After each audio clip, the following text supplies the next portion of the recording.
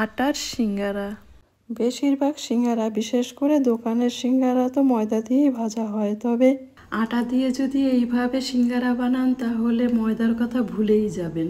ময়দার সিঙ্গারার থেকেও এই আটার সিঙ্গারাটা অসাধারণ খেতে হয়েছে।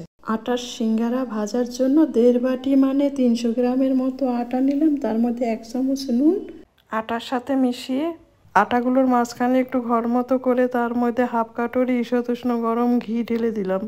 তবে আপনারা ডালডা দিতে পারেন, আমার কাছে ডালডা ছিল না তাই আজকে আমি ঘি দিলাম। তবে তেল দেবেন না, তেল দিলে সিঙ্গারা খাস্তা হবে না। আটাতে ডালডার পরিমাণ ততটা দেবেন। আটা ডালডা মেশানোর পর এই রকম হাতের মুঠোতে নিয়ে চাপ দিলে যেন একটু ডেলা তৈরি হয়। হাফ চামচ কালো জিরে ছড়িয়ে ঈষৎ উষ্ণ গরম জল ধীরে ধীরে ঢেলে ডো তৈরি করতে হবে। ডোটা এইরকম সফট হবে। ঢেকে 20 মিনিটের মতো সাইডে রেখে দিলাম। এই ফাঁকে সিঙ্গারার আলুর পুরটা রান্না করে নিলাম।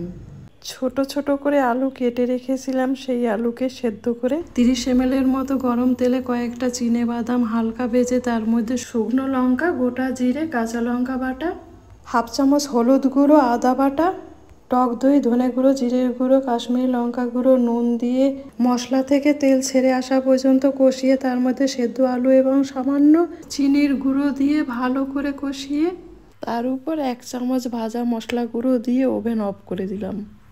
ডোটা কেমন সফট হতে হবে সেটা বুঝতেই পারছেন। ডোটাকে একটু লম্বা করে ছোট ছোট লেচির আকারে কেটে নিলাম। লেচিগুলোর উপর সামান্য আটার গুঁড়ো ছড়িয়ে একটু লম্বা করে বেলে মাঝখানটায় কেটে দিলাম। হাফ রুটির চারিদিকে এইভাবে আঙুল দিয়ে জল লাগাতে হবে। অর্ধচন্দ্র আকারের রুটিটাকে এইভাবে হাতের উপর তুলে জয়েন্টগুলোকে ভালো করে চেপে চেপে বন্ধ করে তার মধ্যে তৈরি করে রাখা আলুর পুরটা ভরে এইভাবে দুটো মুখকে একসঙ্গে করে ভালো করে চেপে দিতে হবে, যাতে জয়েন্টগুলো ভালো করে লেগে থাকে, ভাজার সময় খুলে না যায়। কড়াতে ডিপ ফ্রাই হওয়ার মতো তেল ঢেলে তার মধ্যে সিঙ্গারাগুলো দিয়ে দিতে হবে। কাঁচা সিঙ্গারাগুলো বেশি গরম তেলে দেবেন না। বেশি গরম তেলে সিঙ্গারা দিলে সিঙ্গারার উপরটা কালো হয়ে যাবে কিন্তু ভিতরটা কাঁচা থেকে যাবে। একদম লো হিটে আস্তে আস্তে এইভাবে ফুটতে দেবেন। মাঝে মধ্যে সিঙ্গারাগুলো একটু এইভাবে উল্টে দিতে হবে। সিঙ্গারাগুলো গোল্ডেন ব্রাউন কালার হয়েছে মানে ভাজা হয়ে গেছে, তাই তুলে নিলাম।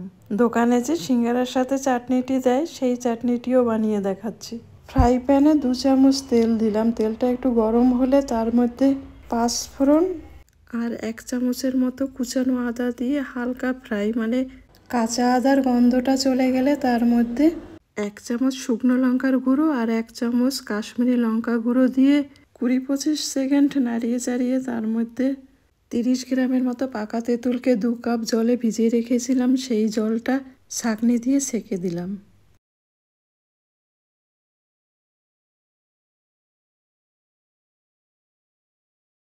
তার মধ্যে হাফ চামচ বিট নুন, 2 চামচ আখের গুড়। আমি আখের গুড় দিলাম, তবে আপনারা চিনিও দিতে পারেন। পাল্পটা মোটামুটি একটু ঘন হওয়া পর্যন্ত ফুটিয়ে ওভেন অফ করে দিলেই তৈরি হয়ে যাবে দোকানের মতো সিঙ্গারার চাটনি। সিঙ্গারাগুলো খুবই খাস্তা হয়েছে।